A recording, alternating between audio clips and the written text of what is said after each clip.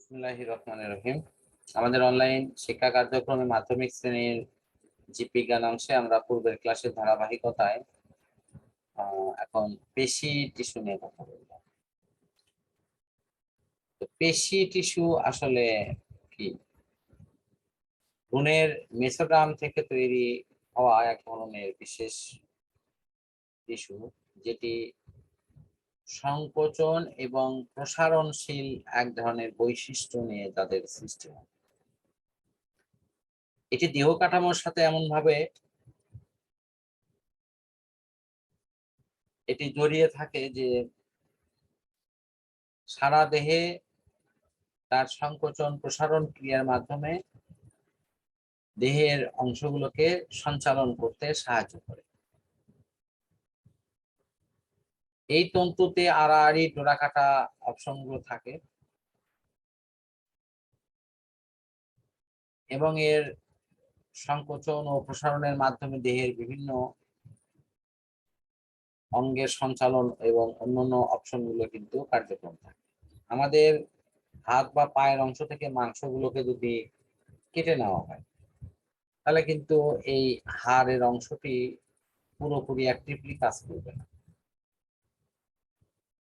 আজকে আমরা হাতকে যেভাবে খুঁজি সেদিকে নড়াতে পারছি, পাকে যেভাবে খুঁজি সেভাবে ব্যবহার করতে পারছি।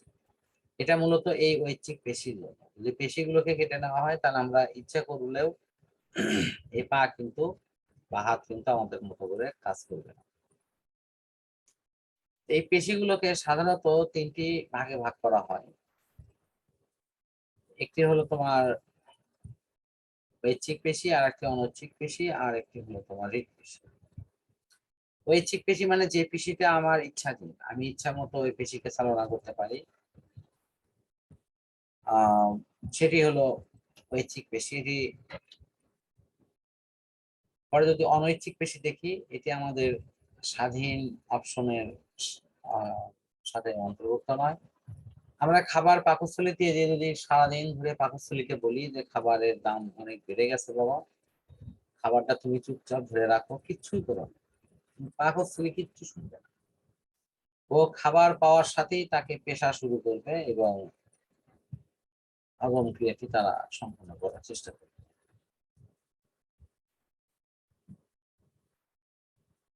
এছাড়াও আমরা এই যে প্রস্রাব বা পায়খানা রাস্তায় যে পেশিগুলো থাকে সেগুলো অনৈচ্ছিক পেশি। এরপরে আসে তোমার হৃৎপেশি।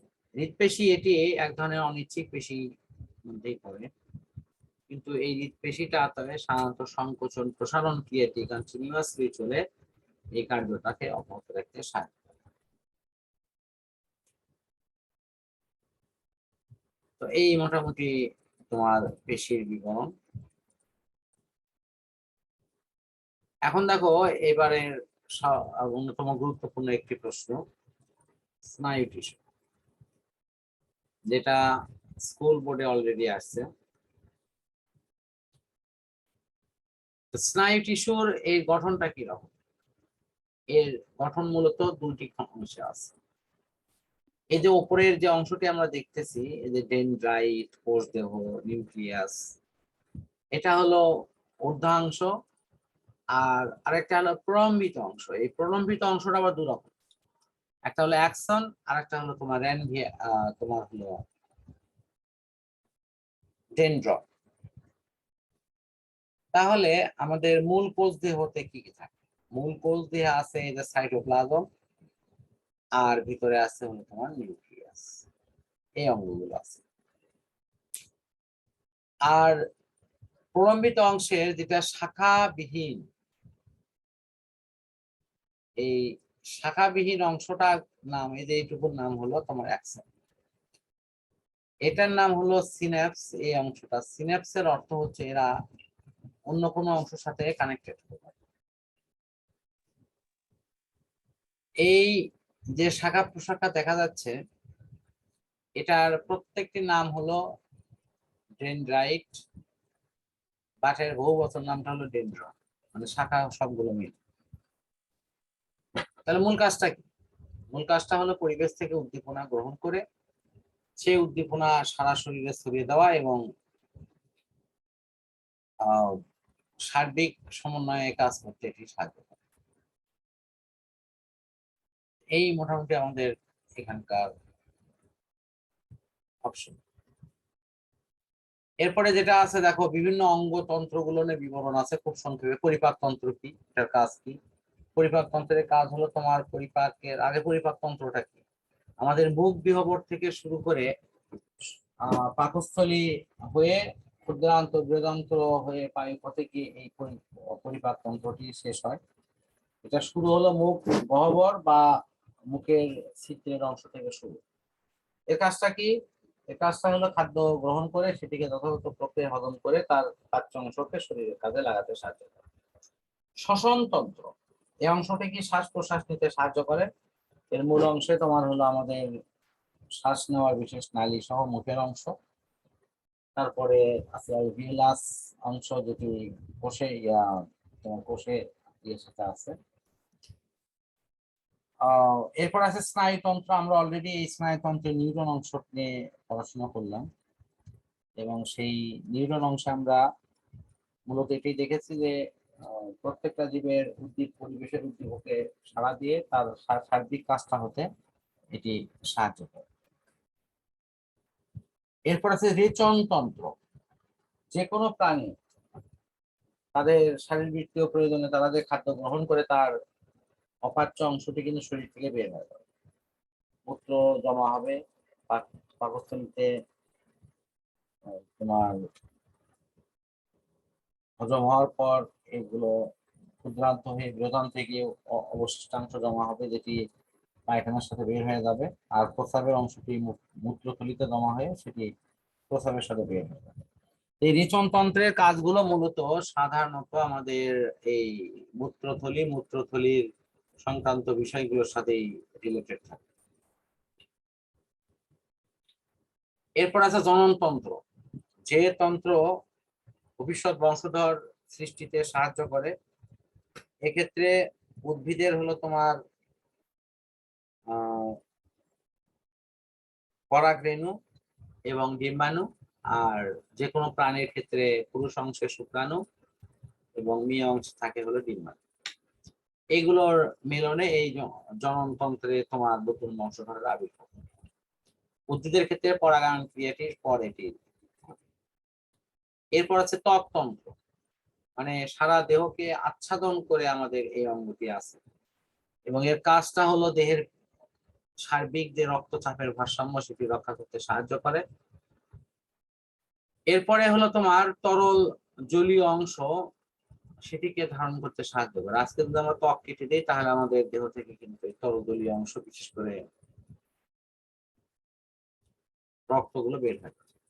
অন্তঃক্ষরা গ্রন্থি, দেহের এমন কিছু কিছু নালীবিহীন গ্রন্থি আছে যেগুলো অনেক ভেতরে অবস্থিত, এবং এগুলো শারীরবৃত্তীয় নানা প্রয়োজনে নানা রকম হরমোন থেকে শুরু করে অনেক কিছু পরিবহন মিশ্রণ হতে সাহায্য করে।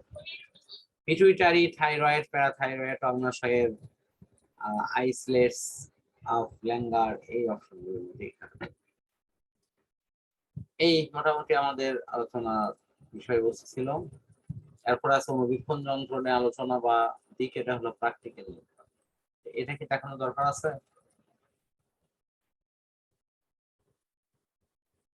প্র্যাকটিক্যাল অংশ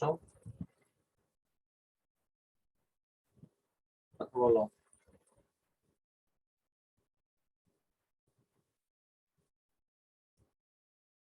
আমার কথা শুনতে পাচ্ছ কি?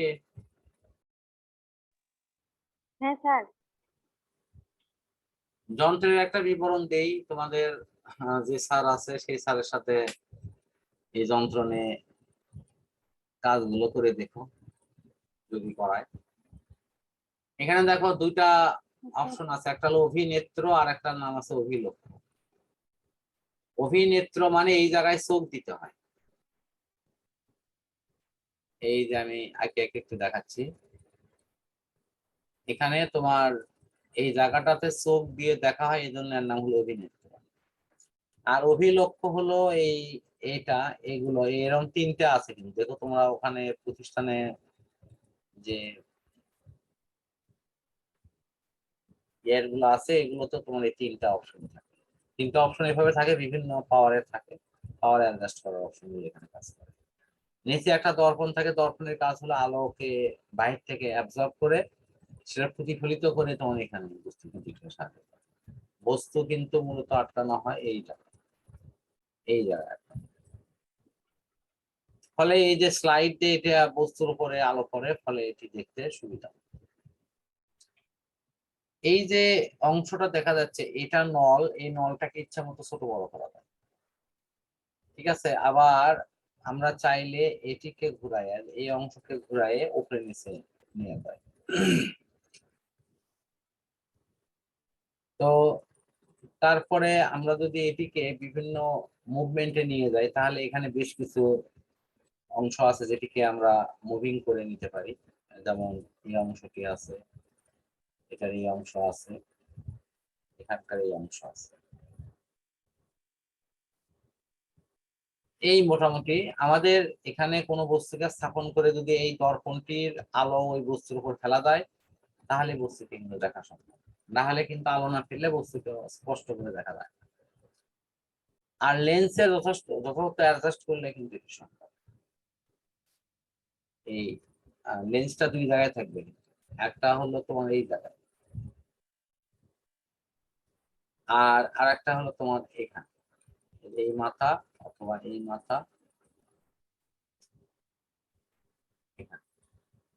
আশা করি এটা ক্লিয়ার। হ্যাঁ স্যার। ঠিক আছে, আমার মনে হয় আজকে আমরা এটা ক্লোজ করি, নেক্সট দিনে পরবর্তী অংশগুলো নিয়ে আসবো।